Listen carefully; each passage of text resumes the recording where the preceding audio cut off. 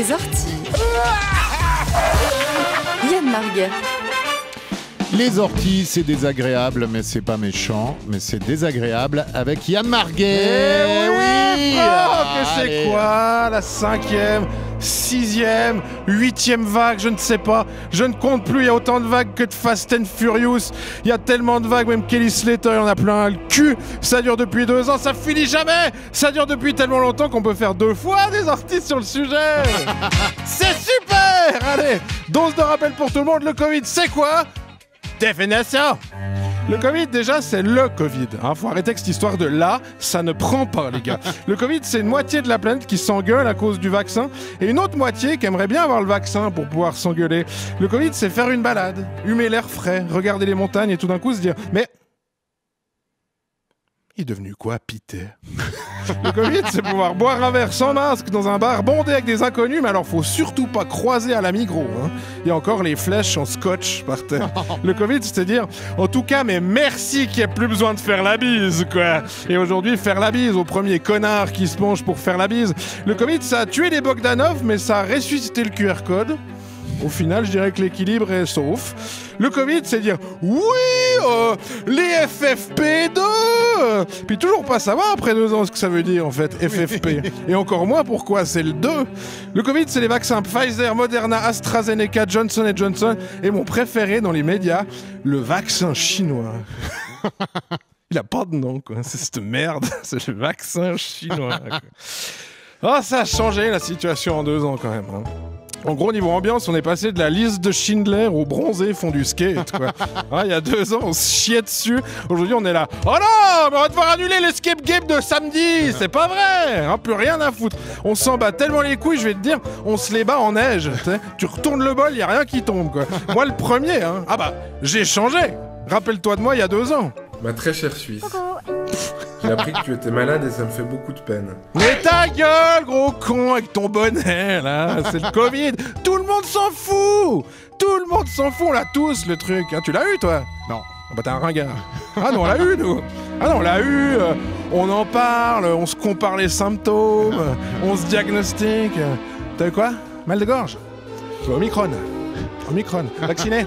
Typique vacciné. Alors, écoute, moi, je vais te prescrire du Dafalgomil et un spray pour le nez, puis dans 5 jours, on n'en parle plus. Nadine, vous pourriez ne pas faire entrer le prochain patient, étant donné que je ne suis pas médecin. Faut bien qu'on s'occupe de nous-mêmes aussi. Le médecin cotonal, c'est plus ce que c'était de nos jours. Premier à s'en branler, le médecin cotonal. Demande aux gens qui ont eu le Covid au début comment c'était, jadis. Un appel par jour. Ça va ? Vous allez bien? Vous désireriez un thé? Vous désireriez notre notifiant Netflix pour pouvoir regarder La Casa del Papel? Aujourd'hui, un SMS, chaud trou du cul, t'as le Covid, reste chez toi, signé Boubac. Reçu 4 jours après la fin de ton isolement. En même temps, tout le monde là, ils peuvent plus être aux petits soins, les mecs, ils ont tellement de retard. On dirait le cinéma d'Orbe. On va voir le dernier James Bond samedi. GoldenEye. Quelle merde ce virus quand même, putain. J'ai fait 3 doses de vaccin en 6 mois. J'ai quand même chopé, c'est pas vrai. Il marche pas. Ou alors j'ai eu le vaccin chinois. En fait, le Covid, c'est un peu de Final Countdown d'Europe. T'es là, tu passes le week-end chez toi à bouquiner, tu sors pas, tu regardes pas la télé, tu regardes pas Rocky 4, t'écoutes pas Nostalgie, puis d'un coup le soir, t'es en train de faire la cuisine, tu fais revenir tes oignons comme ça, puis là... Putain, mais c'est pas vrai! J'ai fait tout juste, pourquoi j'ai cette saloperie dans la tête? 3 doses et tu le chopes. Mais évidemment que tu finis par t'en foutre. T'es obligé, c'est une question de santé mentale. On s'en est pas foutu pendant 1 an et demi. C'est épuisant sans pas foutre comme activité. Regarde Brigitte Bardot et les animaux. 50 ans qu'elle ne s'en fout pas, et là plus de gueule. On est obligé de s'en foutre. Même Bercé, il s'en branle. Regarde, t'as vu les dernières mesures d'isolement? 5 jours. Même quand t'es positif. D'abord, c'était 10. Après, c'était 7 sous condition. Maintenant, 5. Allez, moi, je pose la question. À quand la quarantaine d'1h30 vous savez quoi? Rentrez chez vous. Regardez un petit film. Puis bon, si après, vous devez vraiment aller faire votre concert de beatbox dans un EMS, allez-y, quoi. On va pas vous empêcher de vivre. Non mais c'est zinzinland. Même les tests, c'est devenu n'importe quoi. Je te rappelle l'an dernier, un mot d'ordre, le dépistage. La seule façon de mettre fin à cette crise, c'est « Je suis désolé monsieur Mater !» de se faire dépister. Hein. Un an plus tard, on dirait que tout a été mis en œuvre pour que ça fasse trop chier de se faire tester.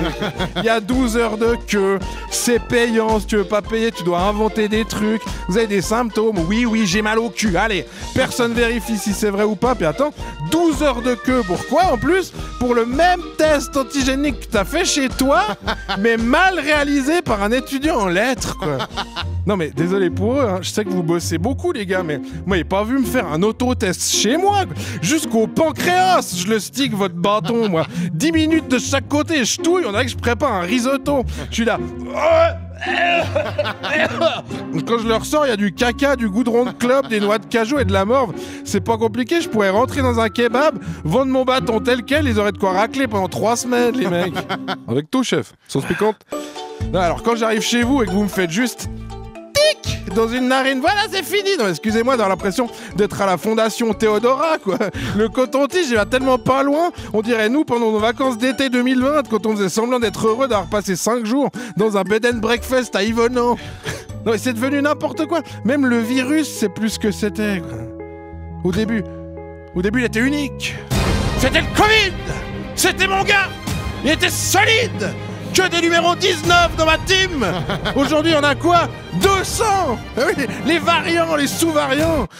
Bah, faut dire qu'il est ado maintenant. Il change. Change vite. Change de goût, change de style. Il suit les tendances. C'est un ado.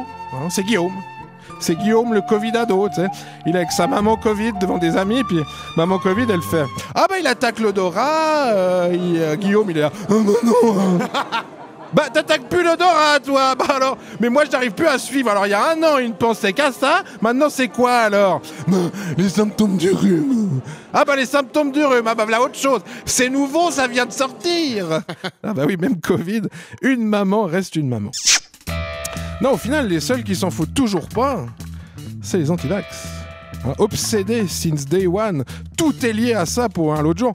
On me fout dans un groupe WhatsApp d'anniversaire, le gars qui fait mon Annie c'est tel jour, dans tel resto, est-ce que vous pouvez venir? Pas compliqué la question. Hein. Bah, les vaccinés, réponse. Désolé, je peux pas. Désolé, bonne Annie quand même. Merde, déjà quelque chose. Besitos. Un anti-vax? Impossible! Je refuse le pass sanitaire! Mais on s'en fout, Lionel! C'est pas ce qu'on t'a demandé! Dis que tu peux pas, point!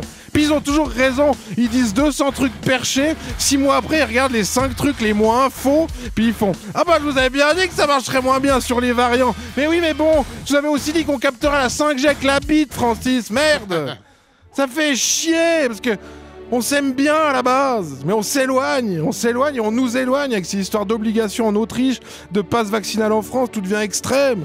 Alors qu'on sait bien qu'il n'y a pas que des gros malins dans un camp et des dégénérés dans l'autre. Hein, chez les non-vaccinés, il y a aussi beaucoup de gens qui sont pas zinzin puis qui ont juste peur. Mais à ceux-là, j'ai quand même envie de dire au bout d'un moment quelque chose. C'est qu'il n'y a pas que vous qui avez peur du vaccin. Très peu de gens sont arrivés au centre le jour J en disant « Mais alors, je vais me faire injecter une combine jamais testée à grande échelle sur l'être humain, c'est formidable !» Très peu de gens disent ça. Seulement grâce à nous, bah, si vous le chopez et que ça se passe mal, y a des lits, quoi. Alors si dans 10 ans on crève tous d'un cancer du cul et que vous êtes encore assez pour repeupler le nouvel ordre mondial, bah j'espère que vous penserez un petit peu à nous, hein. Allez, à dans un mois. Ça va rester.